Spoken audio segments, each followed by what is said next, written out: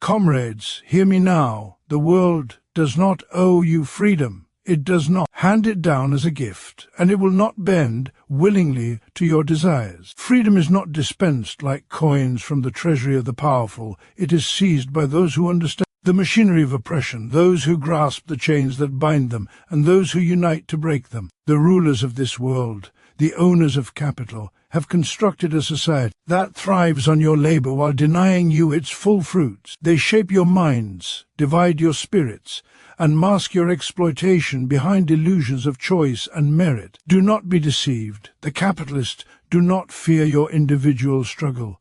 They fear your clarity. They fear your unity. For in that unity, the workers, the true creators of wealth, hold the power to overturn the structures of domination that have been imposed upon you since the first factories belched smoke and the first wages were withheld. Your toil, the sweat of your labor, the creativity of your hands, and the intellect of your minds, they are the engines of this world's wealth. Yet the benefits of your labor are siphoned away, collected in the vault of the few, while the many endure scarcity, insecurity, and degradation. Look around and see the evidence. The streets paved with inequality, the schools that teach obedience instead of thought, the markets that enrich the owners while leaving workers hungry. Capitalism is a system that trades human lives for profit, that measures your worth not in your dignity but in your ability to produce, consume, and obey. Every hour you labor under its dominion, every ounce of creativity you give, is a fraction of freedom stolen from your grasp. But understand this. The chains that bind you are not eternal. They are the products of human design, human greed, and human policy, and therefore they can be dismantled by human hands. This is not the task of the privileged. It is not the work of benevolent rulers. It is the responsibility, the workers themselves, of the oppressed themselves, of those who bear the weight of society's production yet are denied its rewards. Unity is your weapon. Clarity is your armor. For without understanding the nature of your exploitation, without seeing how labor is commodified and consciousness is manipulated, your struggles remain scattered and ineffective. Capitalism thrives on division. It sets worker against worker, neighbor against neighbor, belief against belief. But when the oppressed recognize themselves as a class, when they see their common interest and their shared power, the foundations of exploitation tremble beneath their feet. History has been written by those who conquered and oppressed, but it is also the chronicle of rebellion. Every revolt, every strike, every collective act of defiance carries the echo of freedom that the world has long tried to suppress. Do not wait for permission. Do not bargain for concession. The world will not give you freedom. You must take it. Through strikes, through organization, through solidarity, through the unyielding assertion that your labor, your lives, and your dignity are not commodities to be bought and sold. Raise your eyes from the shallows of despair and recognize your potential. Your numbers are greater than theirs. Your labor is the source of all wealth, and your collective will is stronger than the armies of capital. Education, agitation, organization, these are the tools with which you can dismantle the illusions that keep you subservient. Think clearly, act decisively, and recognize the historical role you are called to play. The oppressed are not passive. The oppressed are the architects of revolution. And know this, freedom taken without unity is fleeting. Clarity without action is impotent. Only when you combine the sharpness of understanding with the strength of solidarity will the structures of oppression fall. Only then will the surplus of your labor be returned to your hands. Only then will the chains that have been forged by centuries of greed and exploitation be broken, and only then will humanity reclaim its birthright of dignity, equality, and liberation. Comrades, hear this call, and answer it with the courage and intellect of the class that the world cannot ignore. Organize, educate, and rise. Let no illusion of benevolence distract you. Let no division weaken you. Your freedom is not a gift. Your freedom is your conquest, born of unity, nurtured by clarity, and realized through collective action. The world waits for nothing, but you have everything in your hands to seize it. Freedom is not a gift handed down by the powerful, nor is it something that can be negotiated from those who benefit from your subjugation. It is not something that comes with the polite consent of rulers, or with the blessings of those who profit from your labor. Those who hold power understand the value of freedom, not for the masses, but for themselves alone. They understand that a free people cannot be controlled, that independent thought, self-determination, and collective strength are threats to their dominion. History is littered with the illusions sold to the oppressed, the promises of liberty, equality, and opportunity that were always conditional, always circumscribed to maintain the privileges of a few. To wait for freedom to be given is to wait indefinitely for the very system that would grant it is built to deny it. Capitalism, feudalism, imperialism,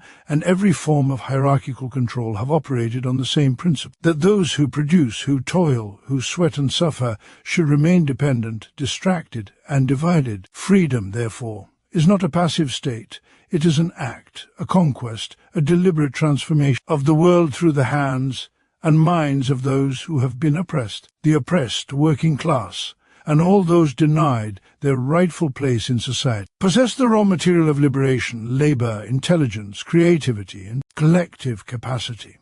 These are the sources of all wealth, all progress, all civilization. Yet in every society structured by inequality, these contributions are siphoned away, appropriated by those who claim ownership of property, capital, and resources they did not create. It is in this extraction, this seizure of the product of labor, that the injustice of the world is made manifest. The powerful do not fear poverty or struggle, they fear organized resistance. They fear the moment when those who have been exploited recognize the extent of their oppression, understand the mechanisms that enforce it, and unite to dismantle it. Freedom, therefore, is inseparable from collective action because individual struggle alone is fragmented, isolated, and easily suppressed. When one worker resists, they may be silenced. When 10 workers resist, they can be divided, but when the masses rise as one, their power is undeniable, and the structures of domination cannot withstand their force. Collective action is not merely a strategy, it is the essence of liberation. It is the conscious recognition that no individual, regardless of courage or intelligence, can overturn the system alone. It is the understanding that freedom is rooted not in individual heroism, but in solidarity, in shared purpose, in coordinated effort. Throughout history, those who have sought emancipation have discovered this truth. Revolutions are never the work of isolated individuals, they are the work of classes, movements, peoples who recognize the shared nature of their struggle. The French Revolution, the uprisings against colonial oppression, the labor movements that have fought for rights across the world, all these illustrate the principle that freedom is seized collectively. The moment when the oppressed act together, with clarity of purpose and unity of intention, is the moment when the world's unjust hierarchies tremble. To seize freedom requires clarity of understanding. It is not enough to feel discontent, to grieve under exploitation, or to lament injustice. Feelings alone do not break chains. Clarity involves recognizing the structures that maintain oppression, the relationships between capital and labor, between rulers and the ruled, between the accumulation of wealth and the deprivation of life. Clarity allows the oppressed to see that their suffering is not a result of personal failure, moral weakness, or chance.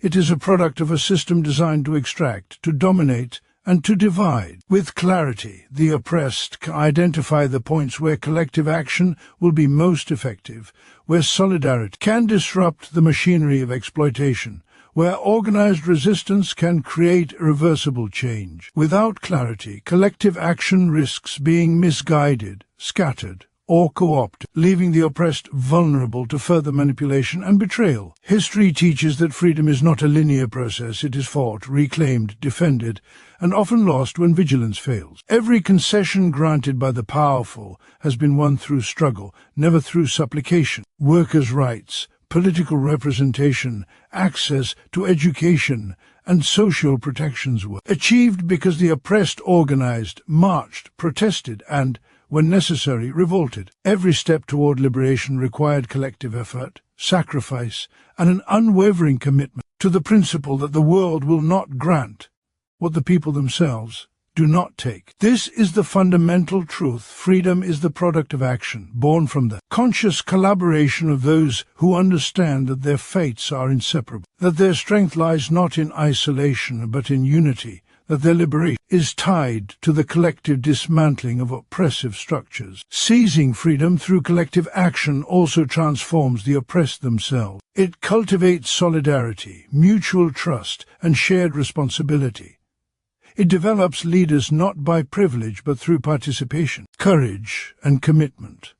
It turns passive suffering into active agency, despair into strategy, and powerlessness into capacity. The act of taking freedom collectively changes the social consciousness, teaching lessons that no ideology imposed from above can impart. It is the education of the masses, the empowerment of communities, the realization that ordinary people, when united, wield extraordinary strength. Each act of collective struggle reinforces the understanding that freedom is not an abstract concept, not a moral argument, not a philosophical ideal. It is a concrete reality to be constructed, claimed, and defended through organized action. Thus, to the oppressed, to the workers, to those who dream of a just society, understand that waiting for freedom is a luxury you cannot afford. Recognize that your strength lies in unity, that your clarity of understanding is your shield, and that your collective action is the instrument of liberation. Seize the means of your emancipation, organize your labor, align your purpose,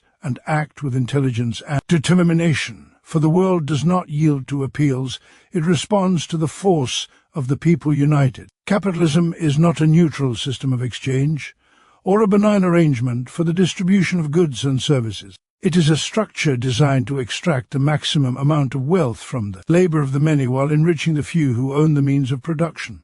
At its core, capitalism thrives on exploitation. Every factory, every office, every farm, every shop operates on the principle that the value created by the worker does not belong to the worker but is appropriated by those who control capital. This exploitation is not a side effect of the system, it is its very foundation. The wages paid to workers rarely reflect the total value of what they produce. Every hour of labor, every ounce of effort, every act of creativity generates more than is returned in compensation, and that surplus is seized as profit by the owners, the capitalists, the ruling class. The wealth of the few is built directly upon the unpaid labor of the many. This is not coincidence, it is systemic.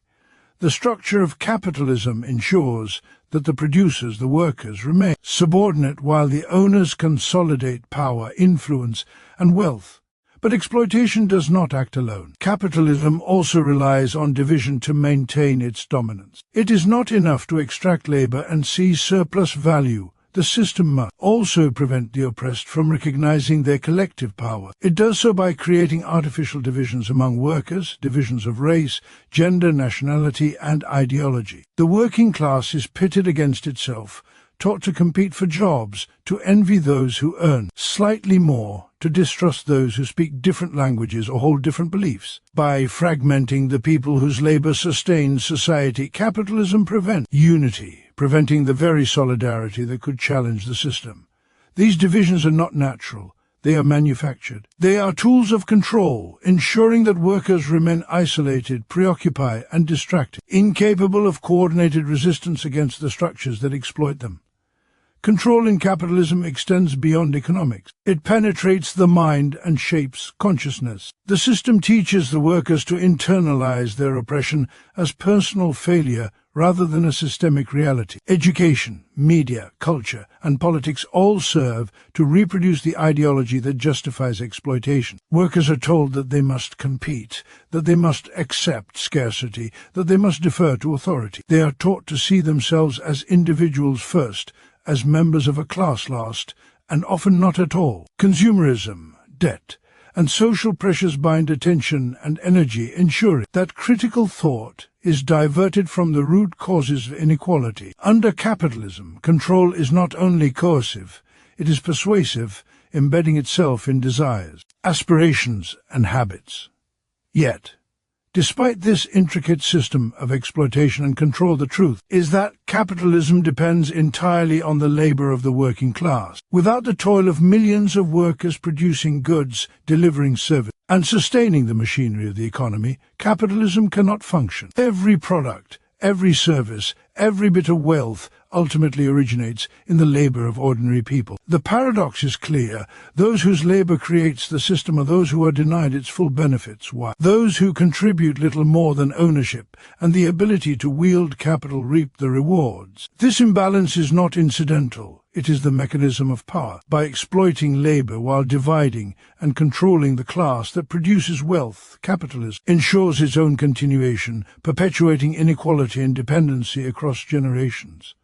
Understanding this dynamic is critical. The realization that exploitation is systemic and not personal shifts consciousness from despair to strategy. The worker who recognizes that low wages, long hours, and job insecurity are products of a system designed to extract value begins to see the path toward liberation. This clarity transforms anger into collective purpose, frustration into organized action. Division and control can be overcome only when the working class understands its position in the system and its power in numbers. Knowledge of exploitation and recognition of artificial divisions are the first steps toward dismantling the structures that maintain inequality. History provides evidence of what can be achieved when the working class unites. Labor movements, strikes, revolutions, and social reforms have always emerged from the recognition that exploitation is not inevitable, and that collective action can challenge entrenched power. Every wage increase won, every right secured,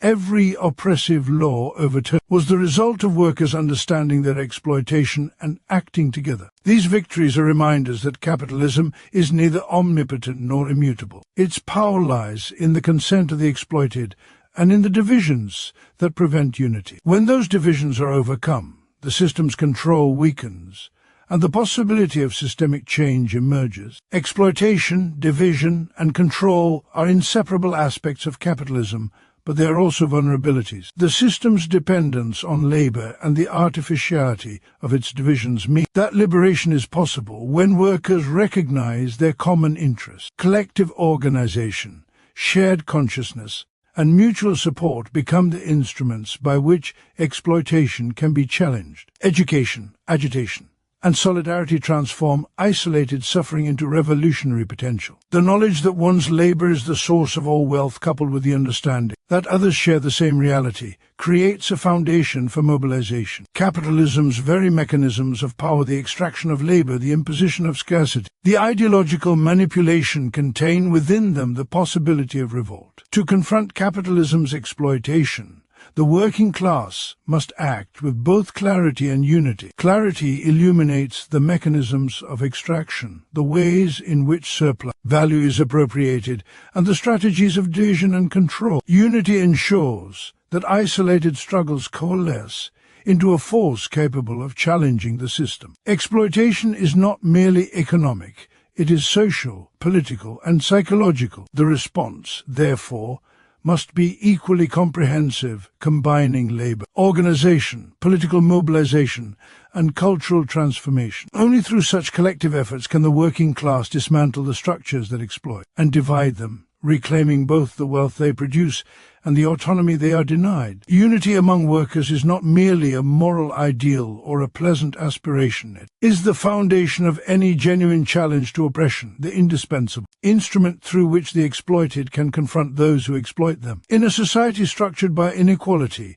where the few control the means of production and the vast majority provide the labor that sustains the system, the power of the individual is inherently limited. Alone, a worker may voice discontent, demand fairness, or seek small concessions, yet these actions, though necessary, are insufficient to dismantle the deep-rooted structures of exploitation. The rulers of capital, the owners of property, the controllers of wealth, are aware of this fact, and they cultivate division meticulously, ensuring that workers remain isolated, distracted, and preoccupied with competition rather than solidarity. They know that a solitary voice, a lone complaint, or even a fragmented strike is powerless against the organized might of capital. But they also know that when workers unite, their collective force is unassailable, their demands unignorable, and their capacity to restructure society enormous. Unity transforms vulnerability into strength and individual impotence into collective agency. The working class, by virtue of its labor,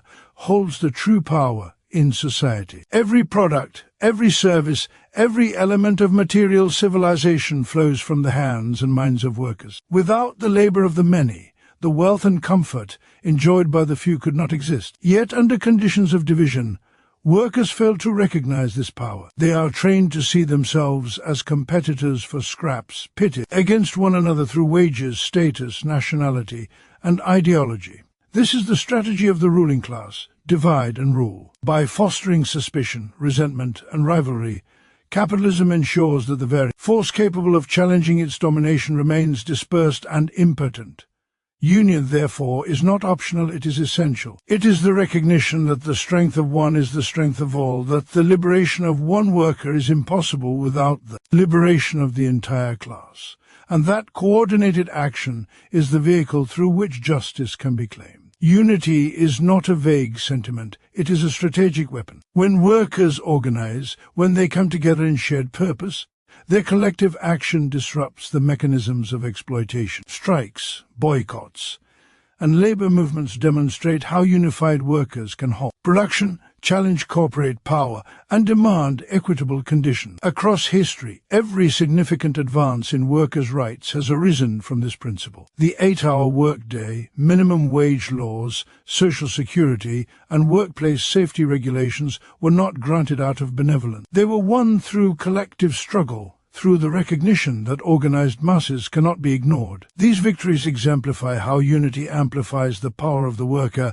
transforming individual grievances into structural change. Unity multiplies influence, coordinates resistance, and channels frustration into tangible outcomes. Without it, discontent remains fragmented, and the system endures unchallenged. Beyond its practical power, unity fosters consciousness. Workers, when united, begin to see the broader patterns of exploitation and the systemic forces at play. Isolation breeds ignorance. Division conceals the mechanisms by which labor is appropriated and surplus value extracted. But solidarity educates, and organization enlightens. In collective struggle, workers share experiences, analyze conditions, and develop strategies that extend beyond the immediate workplace. They recognize that the oppression they endure is not unique, not accidental, not a personal failing, but a feature of the larger system. Unity produces clarity, and clarity strengthens unity. It is through this feedback loop, solidarity fostering consciousness, and consciousness reinforces solidarity, that the working class gains the capacity to act decisively against its oppressors. Unity also serves as a defense against the psychological and ideological manipulation of the ruling class. Capitalism does not rely solely on coercion. It relies on consent manufactured through culture, media, and ideology. Workers are conditioned to accept inequality as natural, to value competition over cooperation, to aspire to individual advancement, while ignoring the collective struggle. These divisions are subtle yet potent, eroding the sense of shared purpose, and isolating workers within the structures of their own minds. Unity disrupts this psychological control. It reminds workers that they are part of a collective, that their struggles are shared, and that their power grows exponentially when joined with others. The solidarity of the many becomes a counterforce to the manipulation of the few, a shield against despair, and a catalyst for action. The weapon of unity is not passive. It requires deliberate construction, maintenance, and cultivation. Workers must organize not only in workplaces but across industries, communities, and regions. They must educate themselves and one another, foster mutual support, and recognize that their shared objectives transcend immediate personal gains. This discipline in unity transforms scattered resistance into coordinated movements capable of challenging entrenched power. Unity also instills resilience. The ruling class may attempt to divide, bribe, or coerce, but a truly united working class becomes resilient against such tactics, drawing strength from solidarity, shared purpose, and collective experience. Finally, unity among workers has revolutionary potential.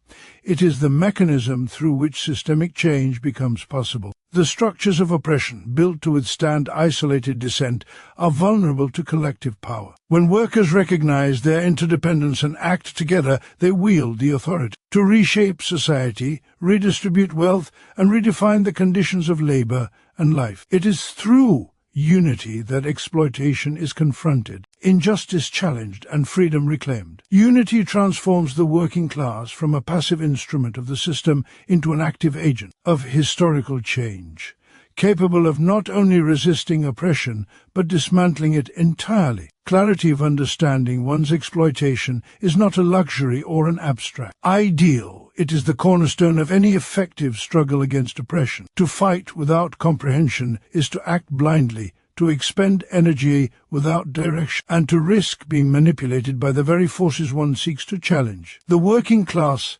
cannot free itself through mere discontent or scattered rebellion. It must first recognize the nature, mechanisms, and extent of its subjugation. Exploitation under capitalism is insidious, often hidden beneath layers of ideology, custom, and social expectation. Wages, for example, appear as fair compensation for labor, yet they are only a fraction of the value created. The surplus, the product of labor above what is paid, does not return to the worker, but is appropriated by those who own capital. This process is the foundation of wealth accumulation for the few and poverty for the many. Without understanding this, the worker may accept insufficient wages as deserved or inevitable, obscuring the reality that exploitation is systemic and deliberate. Clarity allows the oppressed to see beyond the illusions carefully constructed by the ruling class. Capitalism is sustained not only through economic arrangements, but through the manipulation of consciousness. Workers are taught to measure success by consumption, social status,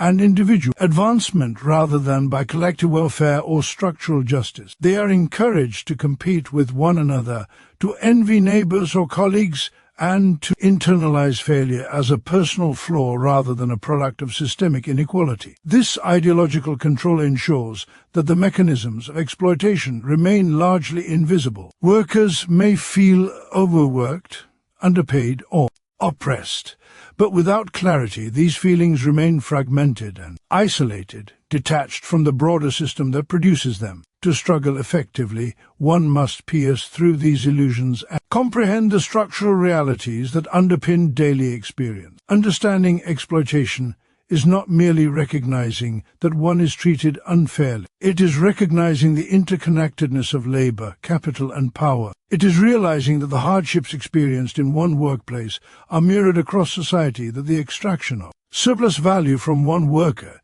is part of a larger system designed to concentrate wealth and maintain dominance. This clarity reveals the artificial divisions fostered among workers, divisions of race, gender, nationality, or skill that prevent solidarity and weaken resistance. When workers perceive that their struggles are shared, that their oppression is systemic, and that the sources of their exploitation are external rather than personal, they gain both insight and purpose. Knowledge transforms suffering into strategy, complaint into action, and fragmentation into collective identity. The history of labor struggle demonstrates that clarity precedes effective organization. The victories achieved by the working class were never accidental or spontaneous. They were rooted in an understanding of systemic exploitation. Strikes, unions, and revolutionary movements have succeeded when workers identified the mechanism of wealth extraction, recognized their common position, and acted collectively. In contrast, movements lacking clarity, driven by isolated grievances or incomplete understanding, were often co-opted, suppressed, or dissipated without effect. Clarity enables strategy. It allows workers to prioritize targets, to coordinate action across workplaces and communities, and to resist division and manipulation. Without it, energy is wasted, opportunities are missed, and the cycle of exploitation continues unabated. Clarity also fosters resilience and courage. When workers comprehend the systemic nature of their oppression, they understand that setbacks are not moral failings but consequences of a powerful adversary. They see that temporary defeats do not indicate weakness but highlight the need for strategy, solidarity, and persistence. Clarity demystifies the power of the ruling class, revealing it as dependent on the labor, compliance, and divisions of the working majority. This insight diminishes fear, transforms resignation into determination, and empowers the oppressed to envision alternatives to the status quo. By knowing the structure of their exploitation, workers are equipped to resist intimidation, challenge authority, and assert their rights with confidence and purpose. Moreover, clarity informs the moral and political vision of struggle. It allows workers not only to act against immediate injustices, but to conceptualize the society they seek to build. Understanding exploitation reveals the broader inequities that shape social, economic, and political life and points toward remedies rooted in collective action, equality, and justice. Clarity creates a framework for solidarity, linking struggles across industries, regions, and nations. It makes possible alliances between groups whose oppression is different in form, but united in origin, strengthening the capacity to confront systemic power. The enlightened worker does not fight in isolation, but becomes part of a coordinated effort to transform society fundamentally. Education, dialogue, and reflection are essential tools in developing clarity. Workers must share knowledge, analyze conditions, and question assumptions about their own labor, social position, and the structures that dominate their lives. Awareness of wages, production, distribution, and ownership is critical. Understanding the ways in which ideology shapes perception is equally important. Clarity is cultivated through both experience and analysis. It grows as workers connect daily realities to systemic patterns as they interpret struggles as part of a broader class experience, and as they learn from historical and contemporary movements. Without this clarity, resistance is reactive, fragmented, and ultimately vulnerable to co-optation. Finally, clarity enables purpose. The worker who understands the mechanisms of exploitation knows why struggle is necessary, what objectives must be pursued, and how collective action can achieve them. It converts frustration into informed strategy, indignation into coordinated resistance, and isolation into solidarity. Exploitation is pervasive, sophisticated, and persistent, but it is not invisible to those who analyze, learn, and organize. Understanding the dynamics of oppression transforms the passive victim into an active agent of change, capable of challenging the structures that dominate society, reclaiming dignity, and asserting the rights that have been denied for generations. True liberation is not granted by the powerful, nor is it achieved through individual effort alone. It does not arrive through passive hope, negotiation, or appeals to the conscience of those who benefit from oppression. Liberation, in its fullest sense, is the product of organized, collective, and conscious resistance, a deliberate and coordinated struggle in which the oppressed assert their agency, confront systemic exploitation, and reclaim the power that has been withheld from them. To understand liberation as anything less is to misunderstand the very nature of oppression. Throughout history, those who have occupied positions of dominance have always sought to maintain control over labor, resources, and consciousness. They do not relinquish power voluntarily, and they do not respond to moral argument or quiet complaint. The working class, the oppressed, and the exploited must therefore become the architects of their own emancipation, understanding that only through conscious and collective struggle can freedom be seized and maintained. Organization is the first pillar of effective resistance. Individual discontent, no matter how intense, is insufficient to challenge a system designed to exploit and divide. The ruling class wields immense power drawn from ownership of capital, control of production, influence over political structures, and domination of ideology. Against such entrenched power, isolated acts of defiance may offer temporary relief or personal satisfaction, but they cannot overturn systemic injustice.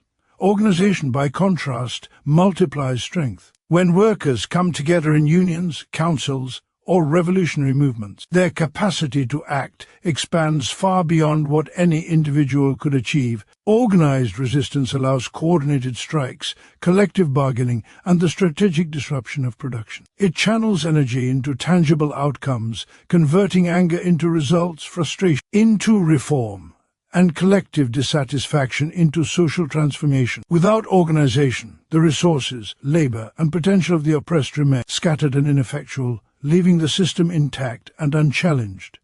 Collective action is inseparable from organization. Even the most structured and disciplined organization requires the active participation of those it represents. Collective resistance is not symbolic, it is practical, executed through coordinated acts of defiance that challenge the mechanisms of exploitation directly. The power of collective action lies not merely in numbers but in solidarity, the recognition that the struggles of each individual are shared, and that victories for one are victories for all. When workers act collectively, they wield the true power of society, the labor that produces wealth, sustains infrastructure, and enables the functioning of every social and economic institution. In solidarity, workers can halt production, disrupt profit, and assert demands that cannot be ignored. The history of labor movements, social revolutions, and liberation struggles demonstrates that the effectiveness of resistance is always proportional to the unity, coordination,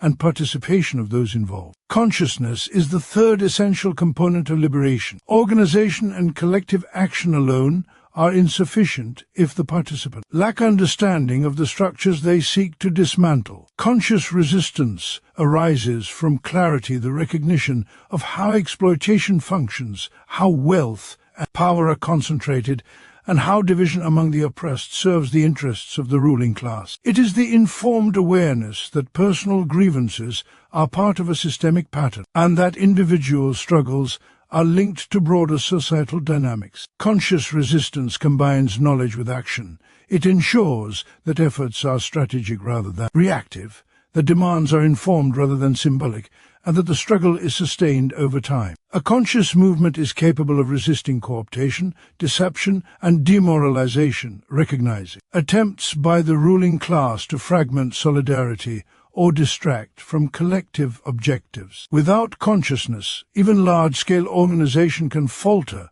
and collective action can be misdirected, leaving the fundamental structures of oppression unchallenged. The synthesis of organization, collective action, and consciousness creates a powerful force capable of achieving true liberation. When workers unite under a shared understanding of their exploitation, coordinate their efforts, and act strategically, they confront the ruling class with the full weight of their productive power. This triad transforms the oppressed from passive subjects into active agents of history. Liberation is not merely a change in circumstances, it is a transformation of power relations, the reclamation of agency, and the establishment of a society in which labor, dignity, and resources are equitably distributed. It is an assertion that human beings cannot be reduced to commodities, that their labor belongs to them as much as to society, and that freedom must be fought for rather than awaited. Furthermore, organized, collective, and conscious resistance creates a feedback loop that strengthens the movement. Each act of solidarity reinforces understanding, each success validates strategy, and each challenge sharpens consciousness. Participants learn from experience, refining tactics, building networks of mutual support, and deepening their awareness of systemic exploitation. This iterative process not only strengthens the immediate struggle, but cultivates a culture of empowerment and agency that extends beyond specific campaigns or victories. It fosters resilience in the face of repression, ensuring that liberation is not ephemeral but enduring, capable of sustaining social transformation even after initial victories are achieved. History offers countless examples of how liberation has been achieved through this combination of factors. From the labor revolts that secured basic rights for workers to the revolutionary movements that dismantled colonial empires, organized, collective, and conscious action has been the engine of social change. Each of these victories required coordination, participation, and strategic awareness. Each demonstrates that emancipation is not a gift but a conquest, born of struggle and sustained by solidarity. These lessons are timeless, applying as much to contemporary struggles as to historical revolutions, and they underscore the truth that liberation is inseparable from the active engagement of those who are oppressed. Finally, the necessity of organized, collective, and conscious resistance highlights the responsibility of the oppressed. Freedom is not a passive inheritance. It is a deliberate act of creation. The working class and the exploited have within their grasp the power to challenge exploitation, redistribute wealth, and redefine society itself. To achieve this, they must organize effectively, act in solidarity, and cultivate a consciousness that illuminates the roots of oppression and the pathways to liberation. Only through this triad can the structures of domination be dismantled, the balance of power shifted, and the promise of human dignity and equality realized. Comrades, we have traced the path of our oppression, laid bare the mechanisms of exploitation, and recognized the power that has always been within our grasp. The world will not grant us freedom, nor will the privileged hand it down willingly. Our liberation is not a gift to be begged for, but a conquest to be claimed through our labor, our solidarity, and our consciousness. We have seen that capitalism thrives by dividing us, by obscuring our understanding, and by extracting from us the very wealth we create. We have seen that only through unity can we transform our collective strength into an unstoppable force, and only through clarity can we recognize the chains that bind us and the strategies that will break them. Now is the moment to act. Organization, collective struggle, and conscious resistance are not theoretical concepts. They are the tools by which we reclaim our lives, our labor, and our dignity. Every step we take together strengthens our capacity, every shared insight sharpens our strategy, and every act of solidarity chips away at the foundations of oppression. The chains that have bound us were forged by the few, but they can be shattered by the many. The wealth, power, and society we have built through our labor can be redirected to serve us, to serve humanity, rather than the narrow interests of a privileged minority. Let us not wait for permission. Let us not rely on the mercy of those who profit from our toil. Let us organize, educate, and act with courage, clarity, and unity. Our liberation is our responsibility, our right, and our destiny. History has always been made by those who dare to seize it, and now it is our turn. Comrades, rise, unite, and take your freedom, for it is through our collective action and conscious struggle that a just and equitable world will finally be realized.